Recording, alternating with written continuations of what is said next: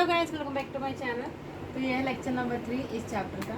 इस चैप्टर में देखिए लेक्चर नंबर 3 जब मैं बता रही हूँ तो मैंने आपको पिछले वाले जो लेक्चर था लेक्चर नंबर 2 में, उसमें हमने नेचुरल मेथड से लास्ट में बात की थी। ठीक है, नेचुरल मेथड्स की हमने लास्ट में बात करी थी, जिसमें मैंने आपको फर्स्ट मेथड के बारे में बता दिया था डिटेल में, जिसको हम पीरियोडिक एब्सटिनेंस कहते हैं। पीरियोडिक एब्सटिनेंस कहते हैं, जिसे कैलेंडर मेथड भी कहते हैं। कैलेंडर मेथड भी कहते हैं। ठीक है, फर्स्ट मेथड ये हो गया। दूसरा मेथड होता है विथड्रॉल और क्वाइटस इंटरप्टस। इस मेथड के बाद में हमने उस लेक्चर को एंड कर दिया था। आज हम किसकी बात करेंगे? आज हम बात करेंगे लैक्टेशनल एमेनोरिया की। लैक्टेशनल एमेनोरिया कि लैक्टेशनल एमेनोरिया से आप क्या समझते हैं। इसके बाद आपका नेचुरल मेथड खत्म हो जाएगा और केमिकल मेथड शुरू हो जाएंगे। ठीक है, केमिकल मेथड्स, क्योंकि नेचुरल मेथड्स में क्या होता है, आप किसी प्रकार की पिल्स का, ठीक है, किसी प्रकार की पिल्स का, इंजेक्शंस का, इम्प्लांट्स का आप यूज़ नहीं कर रहे होते हो। ठीक है, सब चीज़ नेचुरल चल रही होती है। अगर नेचुरल है तो उनके चांसेस ऑफ फेलियर भी ज़्यादा हैं। ठीक है, उनके बारे में बताऊंगी कि नेचुरल के क्या क्या साइड इफेक्ट देखने को मिलते हैं और क्या क्या अच्छी चीज़ें होती है। पहले हम लैक्टेशन एमेनोरिया से शुरुआत करते हैं ताकि इस टॉपिक को हम खत्म कर सकें, नेचुरल मेथड वाला। तो इतनी चीज़ें मैंने आपको बता दी। हम स्टार्ट करते हैं लैक्टेशनल एमेनोरिया से कि लैक्टेशनल एमेनोरिया का मतलब क्या होता है। देखिए, लैक्टेशनल एमेनोरिया आप वर्ड से समझेंगे। लैक्टेशनल एमेनोरिया, अब देखिए लैक्टेशनल एमेनोरिया मैंने आपको ह्यूमन रिप्रोडक्शन वाले चैप्टर में बताया था कि लैक्टेशनल मतलब लैक्टेशन होता है, मतलब जब मदर ब्रेस्ट फीड कर रही होती है, breast feed to her child. देखिए, जब मदर ब्रेस्ट फीड कर रही होती है टू हर चाइल्ड। अब देखिए फर्स्ट का आपको पता चल गया कि लैक्टेशनल का मतलब लैक्टेशन है, मदर ब्रेस्ट फीड कर रही है टू हर चाइल्ड। एमेनोरिया में देखिए ए से मतलब होता है एब्सेंट। ए से मतलब होता है एब्सेंट। क्या चीज़ एब्सेंट? तो यहाँ पर आप लिखिएगा कि लैक्टेशनल एमेनोरिया में क्या होता है, मेनली क्या देखने को मिलता है, absence of menstruation, menstrual cycle, absence of menstruation और मेंस्ट्रुअल साइकिल। देखिए लैक्टेशनल एमेनोरिया में जब मदर इंटेंस, ठीक है, जब इंटेंस ब्रेस्ट फीड कर रही होती है to her child, intense breast feed to her child, जब इंटेंस ब्रेस्ट फीड कर रही होती है टू हर चाइल्ड, वो लगभग 6 मंथ्स तक चलता है, लगभग 6 मंथ्स तक चलता है। और ये नेचुरल मेथड भी इफेक्टिव भी सिर्फ कुछ वुमेन्स में 4 मंथ तक रहता है, कुछ वुमेन्स में 6 मंथ तक रहता है। मेन इंपॉर्टेंट पॉइंट है कि जब मदर जब तक इंटेंस ब्रेस्ट फीड करेगी टू हर चाइल्ड, लगभग 6 मंथ एनसीईआरटी में दे रखा है, वो मदर टू मदर वेरी करता है, पर लगभग 6 मंथ तक जब तक वो इंटेंस लैक्टेशन करेगी टू हर चाइल्ड, तब तक मेंस्ट्रुएशन नहीं आएगी, मेंस्ट्रुअल साइकिल नहीं होगा, ब्लीडिंग नहीं होगी। दूसरी साथ ही साथ जब इंटेंस लैक्टेशन चल रहा होगा तो उस समय ओव्यूलेशन भी नहीं होगा। ठीक है, ओव्यूलेशन भी नहीं होगा। नो ओव्यूलेशन यानी कि ओवम की फॉर्मेशन नहीं होगी। अगर ओव्यूलेशन नहीं हो रहा तो नो इम्प्लांटेशन। ठीक है, इम्प्लांटेशन के बारे में मैंने बताया था कि ब्लास्टुला या ब्लास्टोसिस्ट फंसता है और वो यूट्रस की वॉल में जाके इम्प्लांट हो जाता है। तो मैंने क्या बोला, लैक्टेशनल एमेनोरिया से आप क्या समझते हैं? लैक्टेशन का मतलब लैक्टेशन, जब मतलब ब्रेस्ट फीड कर रही होती है टू हर चाइल्ड, तो ब्रेस्ट फीड एक बात है, लेकिन इंटेंस ब्रेस्ट फीड दूसरी बात है। जब इंटेंस ब्रेस्ट फीड कर रही होती है टू हर चाइल्ड, लगभग 6 मंथ तक, 4 मंथ भी रहता है कुछ में, जब 6 मंथ तक वो इंटेंस लैक्टेशन कर रही होती है तो उस समय एब्सेंस ऑफ मेंस्ट्रुएशन होगा, एब्सेंस ऑफ मेंस्ट्रुएशन होगा, किसी प्रकार की ब्लीडिंग नहीं होगी। दूसरा पॉइंट, उस समय किसी प्रकार का ओव्यूलेशन भी नहीं होगा। जब ओवम ही नहीं है स्पर्म को मिलने के लिए तो फर्टिलाइजेशन की प्रोसेस होगी नहीं, प्रेगनेंसी वाली होगी नहीं। तो ये नेचर ने बताया है कि एटलीस्ट जो फर्स्ट चाइल्ड है, ठीक है, एटलीस्ट जो फर्स्ट चाइल्ड है और सेकेंड चाइल्ड के बीच में एटलीस्ट 6 मंथ्स का गैप तो होना ही होना चाहिए। इसलिए नेचर के द्वारा बनाया गया है कि जब वो इंटेंस लैक्टेशन करेगी तो उस समय किस प्रकार का ओव्यूलेशन नहीं होगा। जब ओव्यूलेशन ही नहीं होगा तो स्पर्म किसके साथ फर्टिलाइजेशन करेगा, साथ ही साथ इम्प्लांटेशन भी नहीं होगा। पर इसमें आप ये पूछोगे कि वाई ऐसा क्यों हुआ, ठीक है, वाई ऐसा क्यों हुआ कि जब वो इंटेंस लैक्टेशन कर रही थी 6 मंथ तक, तो उस समय ओव्यूलेशन नहीं हुआ, इम्प्लांटेशन नहीं हुआ, तो उसका पूरा एक रीज़न है हार्मोनल का। तो मैं उसको बताती हूँ, पहले आप उसको नोट डाउन कर लीजिए कि लैक्टेशन एमेनोरेसिया से क्या समझते हैं, ठीक है। इंटेंस लैक्टेशन होता है, उसमें 6 मंथ तक लगभग, ये पीरियड भी याद करने की 6 मंथ दे रखे हैं, किसी प्रकार का ओव्यूलेशन नहीं होगा, इम्प्लांटेशन नहीं होगा, और फर्स्ट चाइल्ड और सेकंड चाइल्ड के बीच में लगभग 6 मंथ का डिफरेंस है, इसलिए ये नेचर ने बनाया गया है, ये नेचुरल मेथड। अब देखिए इसमें हार्मोन का कैसे इन्फ्लुएंस होता है, मैं बताती हूँ कि हार्मोन से आप क्या समझते हैं कि इसमें कैसे, मतलब ये काम कैसे कर रहा है, इसका आपको भी पता होना चाहिए। बेशक ये एनसीईआरटी में नहीं है, पर आपको इसे समझना चाहिए। देखिए ये चीज़ आपको पता है कि जो प्रोलैक्टिन हार्मोन होता है, प्रोलैक्टिन का काम होता है मिल्क की प्रोडक्शन करवाना। प्रोलैक्टिन का काम हो, देखो ऑक्सीटोसिन और प्रोलैक्टिन का अलग अलग काम है। मिल्क की इजेक्शन, मैं नीचे लिख ही देती हूँ, ठीक है, मिल्क की इजेक्शन, ठीक है, मिल्क की इजेक्शन जो करवाता है फ्रॉम द निपल, वो उसका क्या काम होता है, ऑक्सीटोसिन, ठीक है, ऑक्सीटोसिन का काम होता है मिल्क का इजेक्शन करवाना। पर मिल्क की प्रोडक्शन, ठीक है, मिल्क की प्रोडक्शन करवाना किसका काम है, प्रोलैक्टिन। आपको पता है जब इंटेंस लैक्टेशन चल रही है, जो चाइल्ड है वो सिर्फ मदर पे डिपेंडेंट है, मदर मिल्क पे डिपेंडेंट है, तो उस समय क्या होगी, प्रोलैक्टिन की मात्रा बॉडी में बहुत ज़्यादा हो जाएगी, ठीक है, प्रोलैक्टिन की मात्रा बहुत ज़्यादा हो जाएगी अप टू 6 मंथ तक। तो ये प्रोलैक्टिन का काम होता है, ये नेगेटिव फीडबैक देता है। नेगेटिव फीडबैक का मतलब होता है कि अपनी इन्फ्लुएंस में किसी और को बढ़ने ना देना। तो नेगेटिव फीडबैक किस किस को देगा, नेगेटिव फीडबैक देगा जीएनआरएच को, एलएच को और एफएसएच को। अब आपको मैंने यही इन्हीं 3 हार्मोन का काम होता है, यही 3 हार्मोन आपका मेंस्ट्रुअल साइकिल चलाएंगे, ठीक है, मेंस्ट्रुअल साइकिल चलवाएंगे, ओव्यूलेशन करवाएगा, इम्प्लांटेशन करवाएगा। यही 3 हार्मोन नहीं बने तो ये तीनों जो प्रोसेस होती हैं, ओव्यूलेशन, इम्प्लांटेशन, मेंस्ट्रुअल साइकिल, ये सब ऑटोमेटिकली हो गई नहीं। तो आपको ये चीज़ समझ में आई कि ये सब चीज़ों के लिए कौन रिस्पॉन्सिबल है, प्रोलैक्टिन रिस्पॉन्सिबल है। जब मतलब इंटेंस ब्रेस्ट फीड करा रही होती टू अ चाइल्ड, तो उस समय प्रोलैक्टिन की मात्रा बहुत ज़्यादा होती है बॉडी में। बहुत ज़्यादा मात्रा होने के कारण वो तुरंत से नेगेटिव फीडबैक देता है, बोलता है जीएनआरएच, एलएच, एफएसएच, तुम सब अपनी मात्रा घटा दो। इन सब की मात्रा अपने आप घट गई तो ओव्यूलेशन, इम्प्लांटेशन, मेंस्ट्रुअल साइकिल होगी नहीं। तो आपको अगर रीज़न पूछे कि वाई, ठीक है, वाई लैक्टेशन एमेनोरेसिया कौन से कॉन्सेप्ट पे काम करता है, तो आप ये आंसर लिख सकते हैं कि वाई का पे आंसर लिख सकते हैं कि भाई मेंस्ट्रुअल, मतलब जो आपका लैक्टेशन एमेनोरेसिया के केस में प्रोलैक्टिन की मात्रा बहुत ज़्यादा बढ़ जाती है। प्रोलैक्टिन का काम होता है मिल्क की प्रोडक्शन करवाना, ऑक्सीटोसिन का काम होता है मिल्क की इजेक्शन करवाना, जिसकी वजह से वो नेगेटिव, ठीक है, पॉजिटिव नहीं नेगेटिव। नेगेटिव का मतलब होता है अपनी इन्फ्लुएंस में दूसरे को ना बढ़ने देना। तो इसकी वजह से जीएनआरएच, एलएच और एफएसएच की मात्रा बहुत ज़्यादा घट जाएगी, जिसकी वजह से कौन कौन सी प्रोसेस नहीं होगी। देखिए सबसे पहली बात ओवुलेशन नहीं होगा, ठीक है, मेंस्ट्रुएशन ब्लीडिंग भी नहीं होगी, ठीक है, दूसरी प्रोसेस नहीं होगा। तीसरा इम्प्लांटेशन भी नहीं होगा, तो ये था आपका लैक्टेशन एमेनोरेसिया के केस। लैक्टेशन एमेनोरेसिया के केसेस पे क्वेश्चंस आने की काफ़ी ज़्यादा चांसेस होती हैं, ठीक है। ये आपके 3 नेचुरल मेथड्स थे जिनकी मैंने अभी बात की। अब देखिए नेचुरल मेथड्स के बाद अब आपको नेचुरल मेथड्स के बारे में कुछ प्रोज और कॉन्स बताने चाहिए कि नेचुरल मेथड्स के क्या क्या प्रोज और कॉन्स होते। देखिए मैंने बोला नेचुरल मेथड। अब देखिए नेचुरल मेथड में मैंने आपको बोला था आप किसी प्रकार के केमिकल्स का यूज़ नहीं कर रहे हैं, नेचुरली चीज़ें हो रही हैं, आप ट्रिक्स अपना रहे हैं, स्ट्रैटेजीज को अपना रहे हैं। सो नेचुरल मेथड्स के जो चांसेस हैं, जो चांसेस ऑफ फेलियर है वो बहुत ज़्यादा है, ठीक है, चांसेस ऑफ फेलियर। जैसे मैंने बोला था विड्रॉल और कोइटस इंटरप्टस, वो सब कुछ मेल पार्टनर पे डिपेंड करता है, ठीक है, पर मेल पार्टनर पे डिपेंड करता है जो प्री फ्लूइड भी तो रिलीज होता है उसमें भी तो स्पर्म्स पाए जाते हैं। तो मतलब सबसे ज़्यादा जो हाई चांस है, जो रिस्क वाला चांस है, ठीक है, जो रिस्क वाला चांस है वो विड्रॉल और कोइटस इंटरप्टस होते हैं। तो नेचुरल मेथड में आप लिखिए फर्स्ट लाइन कि chances of failure are very high, ठीक है, इसमें चांसेस ऑफ फेलियर बहुत बहुत बहुत ज़्यादा होते हैं। इसमें कोई ऐसी श्योरिटी नहीं है कि कंसेप्शन होगा ही नहीं, प्रेगनेंसी होगी नहीं, तो chances of failure are very high. दूसरी बात इसमें क्या होता है कि नो साइड इफेक्ट, ठीक है, इसमें किसी भी प्रकार के आपको साइड इफेक्ट नहीं देखने के लिए मिलते हैं, क्योंकि आपने किसी केमिकल यूज़ ही नहीं किया, तो साइड इफेक्ट किस प्रकार का। तो इसमें तो ये दो लाइन आप अच्छे से याद रखिएगा नेचुरल मेथड में कि chances of failure are very high, ये इसका मतलब गलत बात होगी, और किसी प्रकार का साइड इफेक्ट नहीं है, ये इसकी एक अच्छी बात हो गई, ठीक है, ये दो चीज़ें। अब इसके बाद हम बात करते हैं with the chemical methods. Chemical methods में क्या क्या पाए जाते हैं, तो अब हम बात करेंगे with the barrier method. With the barrier, एक मिनट थोड़ा बड़ा बड़ा लिखते हैं। अब हम बात करेंगे विद द बैरियर मेथड, ठीक है। बैरियर मेथड किस प्रिंसिपल पे वर्क करता है, barrier method work on the principle, barrier method work on the principle of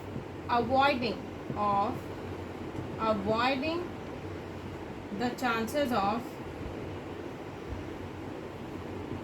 meeting of sperm and ovum physically, ठीक है, फिजिकली मिलने से रोकता है। मतलब क्या है, देखिए बैरियर मेथड में क्या है, आपने दीवार लगा दी, मान लीजिए कि ये आपका ओवम हो गया, ठीक है, ये आपका स्पर्म हो गया, आपने इन दोनों को मिलने से रोक दी, यहाँ पर एक दीवार खड़ी कर दी, तो इसे क्या कहा जाता है, बैरियर मेथड कहा जाता है। आपने क्या कर दी, एक दीवार खड़ी कर दी, तो इसे क्या कितने, तो देखिए बैरियर मेथड का मतलब क्या होता है, work on the principle of avoiding the chances of meeting of sperm and ovum physically. आप फिजिकली मिलने से रोक जाएंगे, आप फिजिकली मिलने से रोक देंगे, ठीक है। जैसे ये ओवम हो गया, ठीक है, ये ओवम हो गया, ओवम को आप स्पर्म से मिलने नहीं दे रहे, इस प्रिंसिपल पे आपका बैरियर मेथड वर्क करता है, ठीक है, इस प्रिंसिपल पे आपका बैरियर मेथड वर्क करता है। सबसे पहली बात, आप बैरियर मेथड की डेफिनेशन लिखिए कि barrier method work on the principle of avoiding the chances of meeting of sperm and ovum physically मिलने से रोकेगा ओवम ऑफ स्पर्म को, ठीक है। अब इसमें क्या होता है, इसमें आपके मेथड्स आते हैं जिसको कॉन्डम्स कहा जाता है। देखिए इसमें मेथड्स क्या क्या हैं, ठीक है। अब आपको मैंने बोला आपको मेल कॉन्डम के बीच में और फीमेल कॉन्डम के बीच में आपको डिफरेंसेस पता होने चाहिए। देखिए सबसे पहले होगा मेल कॉन्डम और फीमेल कॉन्डम। अब देखिए मेल कॉन्डम को निरोध के नाम से भी जाना जाता है, किसके नाम से, निरोध के नाम से जाना जाता है। और फीमेल कॉन्डम को फेमिनिडोम्स के नाम से जाना जाता है। सबसे पहले इनके नाम आप याद कर लीजिए कि एनसीईआरटी में इसका नाम दे रखा है, पर फीमेल कॉन्डम का नाम नहीं दे रखा है, निरोध वाला नाम दे रखा है। अब देखिए जो कॉन्डम्स होते हैं उनका क्या काम होता है, सबसे पहली बात ये बने होते हैं थिन रबर और लेटेक्स शीट से, थिन रबर और लेटेक्स शीट से, थिन रबर लेटेक्स शीट से। उसी प्रकार से फीमेल कॉन्डम भी बना होगा थिन रबर और लेटेक्स शीट से, थिन रबर और लेटेक्स शीट से, ठीक है। दूसरी चीज़ आपको, जो मेल कॉन्डम होता है वो कवर करता है पीनस को, they are worn just before coitus। इस केस में they cover vagina in case of females, they also worn just before the coitus, ठीक है। तो मतलब कि आपको डिफरेंसेस पता होने चाहिए मेल कॉन्डम और फीमेल कॉन्डम के बीच में। पहले मैंने बोला कि मेल कॉन्डम को निरोध कहते हैं, फीमेल कॉन्डम को फेमिनिडोम्स कहते हैं। ये बने होते हैं थिन रबर और लेटेक्स शीट से। उसी प्रकार से फीमेल कॉन्डम बना होता है थिन रबर और लेटेक्स शीट से। ये क्या वो करते हैं, पीनस को, मेल एक्सटर्नल जेनिटलिया को, they are worn just before the coitus, ठीक है। आपको जस्ट बिफोर द क्वाइटस इन्हें पहनना होता है। ये कवर करते हैं वजाइना को और ये इनको भी जस्ट बिफोर द क्वाइटस पहनना होता है, ठीक है। इसके बाद ये तो हो गया मेल कॉन्डम्स और फीमेल कॉन्डम्स के बीच में ब्रॉडर जो चेंजेस देखने के लिए मिलते हैं। अब सिंपल आप कॉन्डम्स के बीच में क्या क्या डिफरेंसेस होते हैं, मतलब कि किन किन चीज़ों का काम होता है। देखिए जो कॉन्डम्स होते हैं, देखिए सबसे पहली बात they give privacy to user, आपको इन्हें इंसर्ट करने के लिए किसी प्रकार के डॉक्टर और एक्सपर्ट नर्सेस की ज़रूरत नहीं पड़ती है कॉन्डम्स के केस में, तो they give privacy to user. दूसरी बात, इनका एक एडिशनल बेनिफिट भी आपको देखने के लिए मिलता है, इनका एक एडिशनल बेनिफिट, ठीक है भाई, एक एडिशनल बेनिफिट है। अगर आप इनको यूज़ करोगे तो आपको एक एडिशनल बेनिफिट देखने को मिलेगा। वो एडिशनल बेनिफिट क्या है कि they protect you, they protect from sexually transmitted infections. आप इसकी डेफिनेशन लिखेंगे एंड एड्स इन डिसीजेज से बचाता है। और कोई आपको कॉन्ट्रासेप्टिव मेथड्स इन डिसीजेज से आपको नहीं बचा सकता है। अगर आपके पार्टनर को डिसीज है तो वो आपको भी हो जाएंगे थ्रू फ्लूइड्स। पर इसमें क्या है, आप पहले इसकी फुल फॉर्म लिखे। इसकी फुल फॉर्म होती है सेक्सुअली ट्रांसमिटेड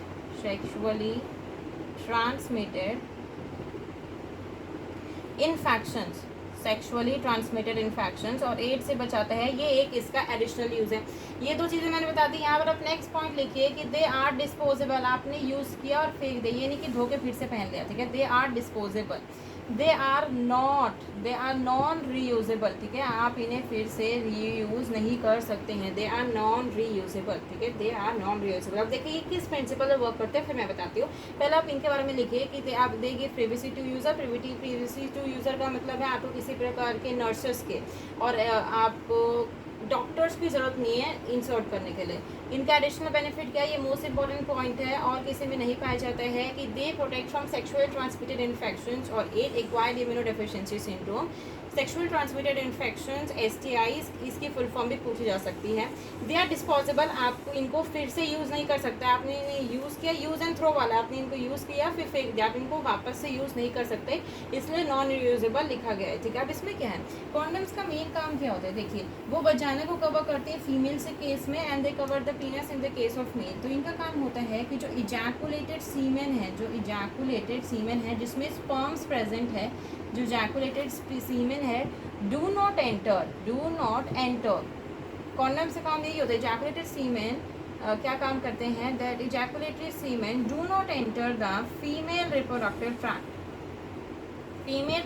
ट्रैक्ट तक इजैकुलेटेड सीमेन जाए ही ना, इसीलिए इनका यूज़ किया जाता है। अगर वो जाएगा ही नहीं, मान लीजिए सीमेन गया ही नहीं फीमेल रिप्रोडक्टिव ट्रैक्ट में, वजाइना में, सर्विक्स में अगर गया ही नहीं, तो अगर गया नहीं तो वो ओवम के पास पहुंचेगा ही नहीं। ओवम के पास नहीं पहुंचेगा तो अल्टीमेटली फर्टिलाइजेशन होगी नहीं, कंसेप्शन होगा ही नहीं, प्रेगनेंसी होगी नहीं। ठीक है, ये हो गया आपके कॉन्डम्स के केसेस। ये था आपका फर्स्ट बैरियर मेथड। दूसरा बैरियर मेथड देखिए, कॉन्डम्स आर यूज बाई, एक और लाइन लिख लीजिए कि condoms are use by both males and females. Condoms are use by both male and females। ठीक है, वाइडली इसको यूज़ किया जाता है। इससे इसके एक एडिशनल बेनिफिट वो वाला मैंने बता दिया कि सेक्सुअल ट्रांसमिटेड इन्फेक्शंस और एड्स से बचाते हैं। दूसरा अब हम बात करेंगे विद द दूसरे होते हैं आपके डायफ्रागम्स, वॉल्स और सर्विकल कैप्स। अब देखिए इनके बारे में क्या क्या लिखना है, they are use by the females only, they are use by the, ये फीमेल्स के लिए ही होते, they are use by the females only. ठीक है, they also give privacy to user. ठीक है, आपको किसी प्रकार के नर्सेस की, किसी प्रकार की डॉक्टर की जरूरत नहीं है तो insert them. They are inserted in the cervix region, they are inserted, जैसे वो वजाइना में लगाया जाता है, they are inserted in the cervix region, in the cervix. ठीक है, दे आर रीयूजेबल, आप इन्हें धो के फिर से पहन सकते हैं, दे आर रीयूजेबल। और नॉन डिस्पोजेबल, आप इन्हें वापस से यूज़ कर सकते हैं, आपको इन्हें फेंकने की ज़रूरत नहीं है। ठीक है, तो मैंने बोला डायफ्रागम, वॉल्स और cervical caps, they are use by only females. ये पॉइंट्स अगर इनके बारे में आएगा तो आप इन्हें लिख सकते हैं, ये कॉन्ट्रासेप्टिव मेथड्स चल रहे हैं। तो they are use by females only, they give privacy to user, they are inserted in the cervix region, reusable होते हैं, नॉन डिस्पोजेबल होते हैं। नेक्स्ट पॉइंट, इसको आप नोट डाउन कर लीजिए, 1 2 3 4 5। इसके बाद आप नेक्स्ट पॉइंट लिखें इनके बारे में कि दे डू नॉट प्रोटेक्ट। बहुत से ये समझते हैं कि ये प्रोटेक्ट करते नहीं, they do not protect from sexually transmitted infections and AIDS से ये आपको प्रोटेक्ट नहीं कर सकता है। ठीक है, नहीं कर सकता है। नेक्स्ट चीज़, आप साथ ही साथ क्या कर सकते हो, स्पर्मिसाइडल क्रीम्स आती हैं, स्पर्मिसाइडल क्रीम्स आती हैं, कुछ फोम्स आते हैं, जेलीज आती हैं, इनका आप यूज़ कर सकते हो। देखिए स्पर्मिसाइडल क्रीम का मतलब है स्पर्म को हमारे ऐसी क्रीम, तो इनको आप एडिशनली, ठीक है, additionally you can use it, आप इसको लिखिए लाइन, एडिशनली। देखिए एनसीईआरटी की एक लाइन यहाँ पर कवर हो रही है, यू कैन यूज़ इट, ठीक है, additionally you can use it. इससे क्या होगा, it will be more effective. ठीक है, मतलब क्या, अगर आपने क्या किया, आपने मान लीजिए वॉल्स, डायफ्रागम या सर्विकल कैप्स का यूज़ किया है, तो आप क्या करोगे, उसी के साथ साथ आपने क्या किया, स्पर्मिसाइडल क्रीम लगा ली, it will be more effective. Spermicidal cream लगा ली या जेलीज लगा ली, तो उससे उसकी वजह से क्या होगा, स्पर्म्स, पहली बात आपको पता है कि मान लीजिए स्पर्म एंटर किया, ठीक है, आपका वॉल्ड ऐसे मान लीजिए वॉल्ड कुछ इस प्रकार का दिखता है, इसमें एंटर किया, यहाँ पर अंदर आपने स्पर्मिसाइडल क्रीम भी लगा ली थी, तो लेकिन स्पर्मिसाइडल क्रीम भी लगा लिया। अब देखिए पहले अगर आपने स्पर्मिसाइडल क्रीम नहीं लगा रखी थी तो स्पर्म यहीं पर आकर रुक जाएंगे, आगे नहीं जा पाएंगे फीमेल रिप्रोडक्टिव ट्रैक्ट में। पर अगर आपने यहीं पर स्पर्मिसाइडल क्रीम लगा लिया तो यहीं पर वो मर भी जाएंगे, मतलब वो वाली बात हो गई कि आप आगे जाने भी नहीं दे रहे और मार भी दे रहे हैं। तो ये वाली लाइन आप बैरियर मेथड्स में लिख लीजिए, ठीक है। बैरियर मेथड्स में आप ये वाली चीज़ों को लिख लीजिए। अब इसके बाद इतनी चीज़ें हो गई। अब देखिए इन ये जो जितने भी मेथड्स बनाए इन्हें पहले मैंने बोला कि कॉन्डम्स जो है मेल और फीमेल दोनों यूज़ करते हैं, ठीक है, पहली बात। अब देखिए इनका क्या काम होता है कि इनके साइड इफ़ेक्ट्स होते हैं, ठीक है, लेस साइड इफ़ेक्ट्स, इतने ज़्यादा साइड इफ़ेक्ट्स नहीं है जितने पिल्स के देखने मिलते हैं, इनके लेस साइड इफ़ेक्ट्स होते हैं बैरियर मेथड्स के केस में। मैंने बोला था कि कॉन्डम्स मेल और फीमेल दोनों यूज़ करते हैं, और जो बॉल्स, डायफ्रागम और सर्विकल कैप्स जो होती हैं are use by the females only, ठीक है, ये चीज़ हो गई। अब हम बात करते हैं विद द आईयूडीज, ठीक है, which is the most important, इसके ऊपर क्वेश्चन आता ही आता है। तो अब हम बात करेंगे आईयूडीज, ठीक है। सबसे पहले आप इनकी फुल फॉर्म लिखिए। इसकी फुल फॉर्म होती है इंट्रा यूटराइन डिवाइसेस। क्या फुल फॉर्म होती है? Intra uterine devices. आईयूडीज की फुल फॉर्म होती है इंट्रा यूटराइन डिवाइसेस। इससे आप क्या समझते हैं? सबसे पहली बात, ये जो डिवाइसेस होते हैं, मैंने बताया कि ये क्या एक कॉन्ट्रासेप्टिव मेथड है जो कि प्रिवेंट करेगा कॉन्सेप्शन को, प्रेगनेंसी को। आईयूडीज का क्या काम होता है? They are inserted. Intra uterine devices आप क्या समझते हैं? इंट्रा मतलब इनसाइड, यूट्रस, ऐसा डिवाइस, ऐसा औजार जो कि यूट्रस के अंदर डाला जाए, तो दे आर इंसर्टेड, ये लाइन्स आप लिख लीजिए, आप आंसर में डायरेक्ट लिख सकते हैं। They are inserted inside the uterus, ठीक है। They are use by the females only. They are, ऐसा नहीं है कि मेल्स के लिए भी पाए जाते हैं, no, they are use by the females only, ठीक है। ये दो लाइन्स हो गई। नेक्स्ट चीज जो आपको इनके बारे में पता होना चाहिए कि ये ऐसा नहीं है, they do not give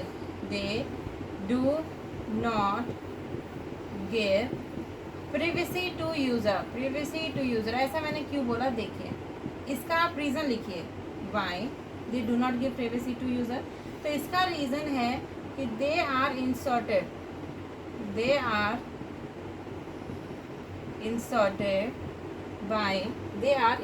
bye expert nurses और डॉक्टर्स। मतलब अब इसको खुद इंसर्ट नहीं कर सकते हैं, तो पहले इतनी लाइन्स को लिखिए, फिर मैं आगे लिखाती हूँ कि इंट्रा यूट्राइन डिवाइसेस से आप क्या समझते हैं। इंट्रा यूट्राइन डिवाइसेस जो कि यूट्रस के अंदर ऐसे औजार डाले जाएं, ऐसे डिवाइसेस डाले जाएं। They are inserted inside the uterus, पहली line. They are use by females only, सिर्फ फीमेल से नहीं यूज़ करेंगे, मेल इन्हें यूज़ नहीं करेंगे। They do not give privacy to user, ऐसा क्यों है? इसका रीज़न क्या है? Because they are inserted by the expert nurses, जिन्हें 10 साल 15 साल का एक्सपीरियंस है, और द डॉक्टर्स, ठीक है, और द डॉक्टर्स। तो इतनी लाइन लिख ली। देखिए आईयूडीज, इसको मैं रब कर रही हूँ। देखिए मैंने इतना बात बता दी कि आईयूडीज में ये चीज़ें आपको देखने में मिलती है कि they are use by the मतलब यूट्रस के अंदर डालते हैं। अब देखिए आईयूडीज के भी 3 टाइप होते हैं, आप उन 3 टाइप को लिखिए, ठीक है। आईयूडीज के भी 3 टाइप होता है, आप उन 3 टाइप को लिखिए। सबसे पहले जो आईयूडी होती है वो होती है नॉन मेडिकेटेड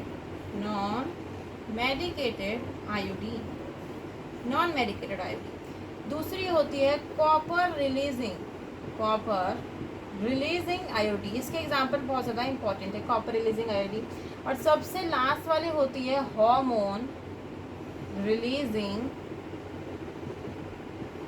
आईयूडी, ठीक है। ये 3 होती है। नॉन मेडिकेटेड में आप लिखिए लिप्स लूप। इसको चाइना के लोग काफ़ी ज़्यादा, चीनी मिनी काफ़ी लोग इसको यूज़ करते हैं नॉन मेडिकेटेड आईयूडी में, जिसमें लिप्स लूप आता है। कॉपर रिलीज के एग्जाम्पल है कॉपर टी, कॉपर 7 और मल्टी लोड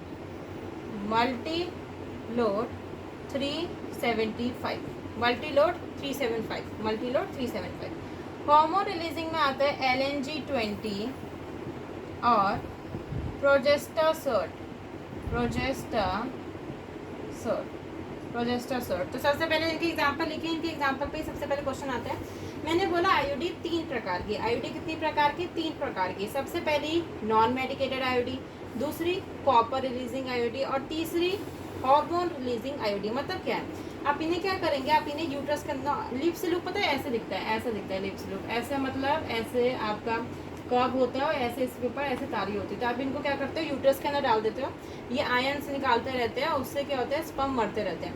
कॉपर रिलीजिंग में भी कुछ इस प्रकार का होता है। ये टी हो गया, ठीक है, ये टी हो गया, इसके ऊपर ऐसे तारे लटके और इसको क्या है, यूट्रस के अंदर इम्प्लांट किया जाता है, और ये धीरे धीरे कॉपर निकालता है, और कॉपर क्या करता है, स्पर्म को मार देता है। स्पर्म की मैं आगे लिख पाऊंगी क्या क्या काम करते हैं। और हार्मोन रिलीजिंग का तो हार्मोन का पूरा लोचा होता है, तो सबसे पहले आप इनके एग्जाम्पल्स लिख लीजिए। अब मैं बताती हूँ कि इन सब का रोल क्या है। आखिर में आपने आईडी लगवा तो ली, ठीक है, यूट्रस के आपने लगवा तो ली, पर ये क्या काम करेंगे आपकी बॉडी के अंदर, तो आपको लिखना है कि आईडी से क्या काम है। They increase phagocytosis of sperms. Phagocytosis of sperms मतलब वही स्पर्म्स को मार देना phagocytosis, increase phagocytosis of sperms. जो कॉपर रिलीजिंग का क्या काम होता है, कॉपर रिलीजिंग सप्रेस कर देता है स्पर्म की मोटिलिटी को, भाई स्पर्म तेज चल ही नहीं पाएगा। मैंने आपको ह्यूमन रिप्रोडक्शन बताया था कि 60% must have normal shape and size, और उनमें से भी 40% की विगरस मोटिलिटी होगी, तभी वो आपके ओवा के पास पहुंच पाएगा। अब देखिए कॉपर क्या कर रहा है कि अगर कोई स्पर्म तेज चलने वाला भी है तो क्या कर रहा है, वो कह रहा है रुक, उसकी स्पीड को क्या कर देगा, कम कर देगा। भाई स्पीड कम कर दिया फिर भी ठीक है, मान लीजिए एक स्पर्म था जिसकी स्पीड मान लीजिए कम कर दिया, फिर भी वो रोते ओवम के पास पहुंच गया, पर वो एक और चीज़ करता है भाई, बिल्कुल मार के छोड़ता है। क्या कर देता है, फर्टिलाइजिंग कैपेसिटी को भी डिक्रीज कर देता है, मतलब अगर वो लड़ते मरते पहुंच भी गया ओवम के पास तो वो उसे फर्टिलाइज नहीं कर पाएगा। सो कॉपर रिलीजिंग मान लीजिए they increase phagocytosis of sperms, ये काम होता है नॉन मेडिकेटेड वाले का। आप ऐसे लिख सकते हैं कि ये काम होता है नॉन मेडिकेटेड वाले का, ये काम होता है कॉपर रिलीजिंग का। इसके बाद मैं आपको हार्मोन रिलीजिंग वाले का भी काम बताती हूँ कि कॉपर रिलीजिंग का काम है they suppress the sperm motility and fertilizing capacity of sperms, ठीक है, ये तो लिख लिए। अब इसके बाद लास्ट वाले की हम बात करते हैं कि आखिर में हार्मोन रिलीजिंग क्या काम करता है। अगर आपने हार्मोन रिलीजिंग आईडी लगवा, आप तीनों में से कोई सी भी आईडी लगवा सकते हैं अपनी सहूलियत के हिसाब से। अब हम बात करते हैं हार्मोन रिलीजिंग आईडी क्या करता है। Hormone releasing ID make uterus unsuitable for implantation. मतलब क्या है, अगर इम्प्लांटेशन मान लीजिए फर्टिलाइजेशन हो गई तो हार्मोन रिलीजिंग इम्प्लांटेशन ही नहीं होना देगा। और सब कुछ तो इम्प्लांटेशन का ही खेल होता है, इम्प्लांटेशन होगा वहाँ से बेबी को न्यूट्रिशन मिलता रहेगा तभी तो जाके डिलीवरी होगी। अगर इम्प्लांटेशन नहीं होगी तो आगे जाके क्या होगा। तो hormone releasing make uterus unsuitable for implantation and also increases cervical, मतलब आप ऐसे लिख सकते हैं मेक यूट्रस हॉस्टाइल, या मेक आप ऐसे लिख हैं also increases cervical mucus, cervix के म्यूकस को, जिसकी वजह से वहीं पर वो ट्रैप हो जाता है, सर्विक्स में आगे जा नहीं पाते। Make uterus hostile to sperms, ठीक है, यूट्रस जाएंगे और वहीं पर जाके मर जाएंगे यूट्रस में जाके, ठीक है, स्पर्म्स जो है यूट्रस में जाके मर जाएंगे। ये वाला आपका हो गया हार्मोन रिलीजिंग।